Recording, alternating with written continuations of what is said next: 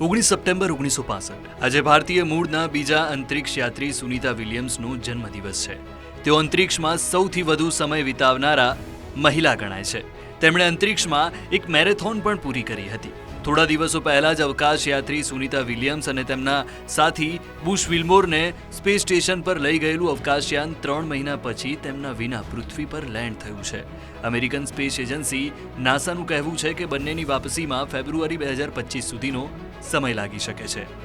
19 September 1960 આ દિવસે ભારત અને પાકિસ્તાન વચ્ચે ઇન્ડસ વોટર ટ્રીટી થઈ હતી.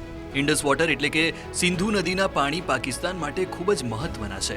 આ નદી ભારતમાંથી વહે છે, એટલે પાકિસ્તાનને ડર હતો કે ભારત આ નદી પર ડેમ બનાવી પાણીને રોકી દેશે તો પાકિસ્તાનમાં દુષ્કાળની પરિસ્થિતિનું નિર્માણ થશે.